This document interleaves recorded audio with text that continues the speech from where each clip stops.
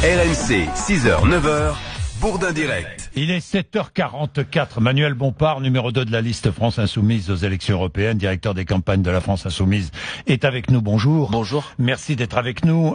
Est-ce que vous serez au rassemblement parisien Place de la République à 19h avec les autres responsables politiques? Oui, en tout cas, la France Insoumise soutient l'appel à se rassembler ce soir et elle sera présente à Paris et dans les autres villes de France à ces rassemblements. Oui, donc vous serez présent dans un rassemblement, oui. Manuel Bompard. Oui, oui. Jean-Luc Mélenchon aussi? Oui, bien sûr. À quel endroit? Alors ça, il le dira lui-même. Il y a une conférence de presse des députés de la France Insoumise tout à l'heure à 11h et il indiquera à quel endroit il se trouvera. À quel endroit il se trouvera. Mais il va rejoindre donc tous les autres partis politiques, tous les autres responsables politiques. Bien sûr. Bien. Dites-moi, que se passe-t-il avec la France Insoumise? Je vois qu'il y a des suspicions qui courent ici ou là sur l'attitude après des tweets. Alors, je vais commencer avec qui? Avec peut-être le tweet de Jean-Luc Mélenchon dimanche, après ce qui s'est passé avec Alain Finkielkraut. Je lis: conscient de l'instrumentalisation de l'antisémitisme, je crois aussi qu'il ne faut jamais laisser passer le racisme. Autour de Finkielkraut, il y avait aussi des gilets jaunes qui voulaient le défendre et s'opposer à l'attaque. Je suis avec eux. C'est un naufrage, a commenté Agnès Buzyn, Jean-Luc Mélenchon, qui finalement ne condamne pas les attaques contre le philosophe. Et puis d'autres, hier matin par exemple, ici même Yannick Jadot, qui s'est dit stupéfait, choqué, outré d'entendre des responsables politiques qui finalement minimisent les actes d'antisémitisme. Que répondez-vous? C'est faux, c'est honteux. Jean-Luc Mélenchon dit bien qu'il était à côté de celles et ceux qui ont défendu Monsieur Finkielkraut. Et je vais vous lire une phrase de Jean-Luc Mélenchon. Jean-Luc Mélenchon a dit: ce qui est important, c'est que le message passe jusqu'au plus profond village de France, que chaque juif sache qu'il est sous la protection de la totalité de la communauté nationale. C'est ce que disait Jean-Luc Mélenchon en mars 2018, suite à l'hommage à Mireille Knoll. Oui, je me souviens. Suffisamment clair. Oui, mais pourquoi là n'a-t-il pas condamné tout de suite? N'a-t-il pas condamné tout de suite? Mais il l'a fait, monsieur. Les mots employés à l'égard de il l'a fait, les insultes, les injures. Il l'a fait puisqu'il combat le racisme et toutes les formes du racisme et en particulier sa forme spécifique d'antisémitisme. Et donc Jean-Luc Mélenchon est extrêmement clair sur ce sujet et je mets au défi quiconque qui veut jeter la suspicion sur ses convictions de trouver une phrase dans son histoire et dans son parcours qui soit ambiguë de ce point de vue-là. Jean-Luc Mélenchon est un militant pour l'égalité des êtres humains et donc contre toute forme de racisme et d'antisémitisme. Il l'a fait avec clarté et nous sommes à la France Insoumise extrêmement clairs sur ce sujet et je trouve moi pour ma part honteux et ce que je trouve être une dérive insupportable et inacceptable, c'est la dérive de celles et ceux qui essayent d'utiliser ces actes antisémites pour jeter l'opprobre sur un mouvement comme la France Insoumise qui est encore une fois du côté de la bataille et de la lutte pour l'égalité, donc contre toutes les formes de racisme et d'antisémitisme. Mais autre tweet, celui de Thomas Guénolé. Thomas Guénolé, il est responsable. Il est membre de la France Insoumise. Il est membre de la France Insoumise. Et rappelons ce qu'il fait à la France Insoumise. Il est candidat aux élections européennes. Il est aussi un des animateurs de l'école de formation. Il est candidat aux élections européennes. Voilà son tweet samedi après l'agression d'Alain Finkielkraut. Cela fait des années qu'Alain Finkielkraut... Je commence le tweet. Cela fait des années qu'Alain Finkielkraut répand la haine en France contre les jeunes de banlieue, contre les musulmans, contre l'éducation nationale. L'insulter comme insulter quiconque est condamnable, mais le plaindre certainement pas. Je crois que Thomas Guénolé dit, et il a raison, que les insultes sont condamnables et à condamner, et je pense qu'il fait une erreur en manquant de compassion, pour ma part, quand une personne est insultée, quand une personne est agressée, je fais preuve de soutien et de fraternité à son égard, quels que soient les désaccords politiques que je peux avoir par ailleurs avec elle. On fait preuve de soutien et de fraternité, et ensuite, peu importe, à la limite, peu importe ce qu'il a dit auparavant. Je suis d'accord avec vous sur ce sujet, monsieur. Pour autant, je considère pas que le tweet de Thomas Guénolé relève d'une quelconque ambiguïté que ce soit dans sa condamnation claire des actes et des propos qui ont été tenus à l'égard de monsieur Finkielkraut. Effectivement, il y a une erreur, c'est un manque de compassion, mais ça ne va pas plus loin de mon point de vue. Est-ce qu'il n'y a pas de votre part une certaine faiblesse face à ce qu'on appelle l'islamo-gauchisme? Non, pourquoi vous dites ça? La France Insoumise... Parce que certains le pensent, parce que il y a des propos... Parce que, je me souviens de l'affaire Obono, enfin je ne vais pas revenir des indigènes de la République. Mais monsieur, je vais vous dire les choses de manière très simple. La France Insoumise a dans son programme la question de la défense de manière offensive de la laïcité. Nous sommes, par exemple, celles et ceux qui sont les derniers à avoir proposé une loi au Sénat, c'était il y a quelques années, pour une laïcité qui soit dans le cadre de la loi de 1905, une laïcité offensive. Nous sommes des militants de l'égalité, nous sommes des militants de la laïcité et nous rejetons toutes celles et ceux qui veulent s'en prendre à une personne en raison de sa religion, en raison de sa couleur de peau. Je ne peux pas être plus clair que cela. Et celles et ceux qui essayent de jeter l'amalgame ou l'opprobre sur la France insoumise, à mon avis, jouent un jeu dangereux par ailleurs dans le combat et dans la lutte contre l'antisémitisme. Manuel Bompard, est-ce que vous considérez que certaines formes d'antisionisme mènent à l'antisémitisme? Écoutez, pour ma part, je n'utilise pas ce terme d'antisionisme, mais je ne veux pas faire l'amalgame entre le rejet clair, net et indispensable de l'antisémitisme et la critique légitime de la politique de l'État d'Israël. On a le droit dans ce pays de ne pas être d'accord avec la politique de l'État d'Israël. Mais est-ce qu'un antisionisme systématique conduit à l'antisémitisme? Mais non, mais il faut distinguer les choses. C'est pas la même chose de faire preuve de racisme ou d'antisémitisme, ce qui n'est pas une opinion dans notre pays, c'est un délit et je souhaite que les personnes qui en sont coupables soient arrêtées et soient punies pour cela, mais ce n'est pas la même chose que d'avoir une critique qu'on a le droit d'avoir de la politique de l'État d'Israël, parce que si on commence à faire l'amalgame entre les deux, alors on vient à sanctionner une opinion politique et non pas un acte raciste ou antisémite qui est un délit dans notre pays. Je voudrais le rappeler quand même, on parle pas d'une opinion. Je veux dire, une personne qui est coupable d'un acte de racisme ou d'antisémitisme, elle doit être jugée devant des tribunaux. Voilà, est-ce que l'antisémitisme doit être distingué? Je comprends dans la manière dont on punit. Est-ce que l'antisémitisme tout seul doit être un délit puni par la loi? Mais tout seul, je parle pas de l'antisémitisme. Mais bien sûr que l'antisémitisme, mais c'est déjà une nouvelle loi. Donc. Non mais oui, mais pourquoi vous voulez une nouvelle loi? Je ne comprends pas. Je ne sais pas. Je sais pas.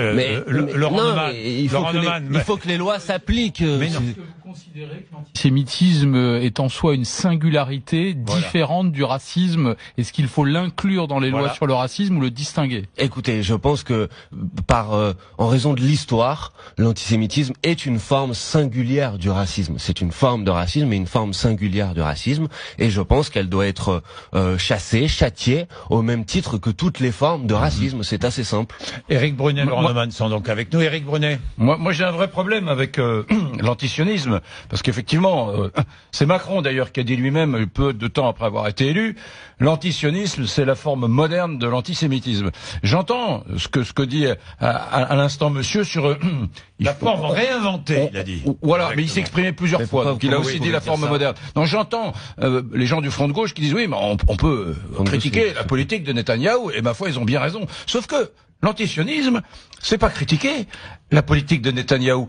L'antisionisme, c'est être contre le principe même de l'existence de l'État d'Israël. C'est ça. Alors, pardon s'il y a des gens dans le monde qui disent je suis contre la France, je veux supprimer la France de la carte. C'est pas la même chose que contester la politique de Macron. Être antisioniste, c'est être contre l'existence même de l'État d'Israël. Voilà ce que je voulais dire.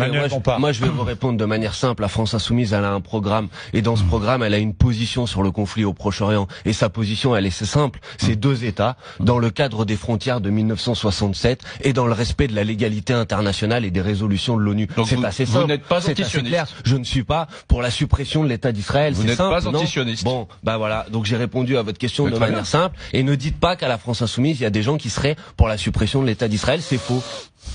Je suis sidéré ce matin. Je vous le dis franchement, et je dis ça avec une certaine gravité. Normalement, tous les responsables politiques de la majorité, de l'opposition, devraient dire non, stop, d'une seule voix, sans aucune arrière-pensée politique. Or, depuis, je vais aller jusqu'au bout, depuis 3 jours, depuis 2 jours, chacun, au fond, dit qu'il va aller manifester, et tant mieux, et plus il y aura de monde ce soir, mieux ce sera, tellement l'affaire est grave. Mais tout le monde a son propre agenda politique. Les uns, la France insoumise, en l'occurrence, dénonce l'instrumentalisation de l'antisémitisme. Les autres, Marine Le Pen fera hommage à part. Encore un troisième, Nicolas Dupont-Aignan. Attendez, j'ai une question. Laurent, j'ai une question. Est-ce que vous parlez d'instrumentalisation d'antisémitisme, Manuel Bompard? Est-ce qu'il y a une instrumentalisation de l'antisémitisme? Bien sûr. Bien sûr, il y a une instrumentalisation. Aujourd'hui, par le pouvoir politique notamment. Pourquoi? Parce que quand il y a des abrutis et des gens qui doivent être jugés, qui dans une manifestation insultent et utilisent des insultes antisémites contre une personne, il n'y a pas de raison pour autant de jeter l'opprobre sur l'ensemble d'un mouvement des Gilets jaunes, comme ça a été fait, par exemple ce week-end, pour utiliser cette question de l'antisémitisme pour salir ce mouvement. Monsieur Guénolé n'insulte pas la cause. Thomas Guénolé. Monsieur Guénolé n'insulte pas la cause. Je trouve que vous avez été extrêmement modéré dans sa défense. Non, je suis pas modéré. Monsieur Thomas Guénolé a condamné ces actes racistes et antisémites dans cette manifestation. Il a dit qu'il n'y avait aucune raison de plaindre Monsieur Finkielkraut. Il a aussi dit que ces actes étaient condamnables. Et ensuite, et là je suis d'accord avec vous, j'ai dit qu'il me semblait qu'il fallait faire preuve de compassion. C'est bien ce que je dis. Certains ont un agenda politique. Non, monsieur, je n'ai pas d'agenda politique, mais je n'accepte pas cette instrumentalisation. Je vais être à l'arbitre au milieu de tout ça. Est-ce qu'il n'y a pas quand même une dérive aujourd'hui, vraiment une dérive dans toutes ces manifestations du samedi de Gilets jaunes, une dérive dangereuse, parfois antisémite, violente. Franchement, je vous pose la question. Mais monsieur, il y a les faits sont là. Est-ce qu'il n'est pas temps de penser à d'autres formes de manifestations? Non, mais monsieur, les faits sont là. Il y a des individus qui mettent un gilet jaune et qui ont des propos racistes ou des propos antisémites. Mais il n'y a pas que des individus. Il y a des slogans. Il y a sur des gilets jaunes. Vous avez entendu. Moi, j'étais à la manifestation. Non, mais j'ai pas vu de slogan antisémite. Mais moi, j'en ai vu. Mon cher. Si vous n'en voyez pas, c'est que vous êtes aveugle. Je les condamne. C'est assez simple. Manuel Bompard, si vous ne les voyez pas, c'est que vous êtes aveugle. Il y en a. Vous étiez à la manifestation, mais monsieur? Pas cette manifestation. Moi, j'y étais. Mais il y a des manifestations partout en France. Oui. Et il y a des gilets jaunes partout en France. Et j'ai vu des slogans anti-juifs partout en France. En tout cas, ce que je peux vous dire, c'est que s'il y a des slogans de ce type, vous pouvez compter sur moi pour les condamner, pour les rejeter, pour les mettre à distance. Et je suis de côté des gilets jaunes qui chantent le chant des partisans. Et je suis du côté des gilets jaunes qui veulent manifester contre l'antisémitisme. Voilà avec qui je me suis et avec qui je manifeste.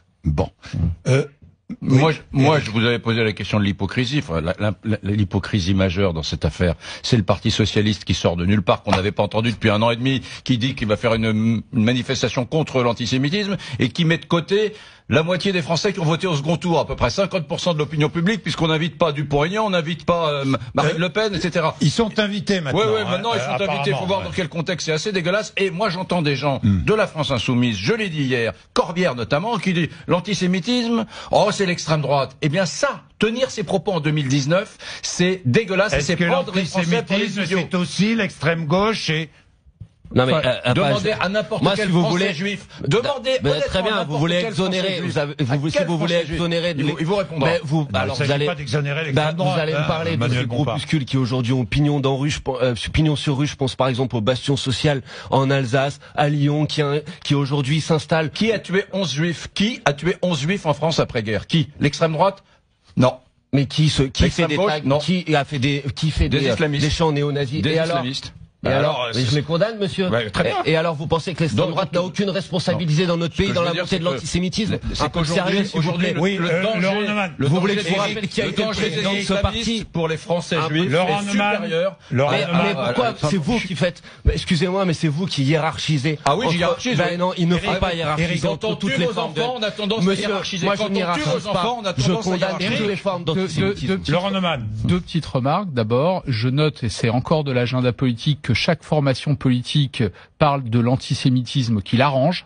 Non mais je viens de dire l'inverse. Je termine, je pèse mes mots. Chacun parle de l'antisémitisme qui l'arrange, alors que l'antisémitisme c'est une seule chose et elle est condamnable. Et deuxièmement, je peux être d'accord avec Eric sur le fait que le Parti socialiste aurait dû inviter toutes les formations politiques, c'est indiscutable. Mais ne l'ayant pas été, je note que Nicolas Dupont-Aignan viendra quand même et que Marine Le Pen fait le choix de ne pas venir, comme elle avait déjà fait le choix de ne pas venir à de précédentes manifestations. Je pense notamment à ce qui s'était passé après les attentats de Charlie Hebdo.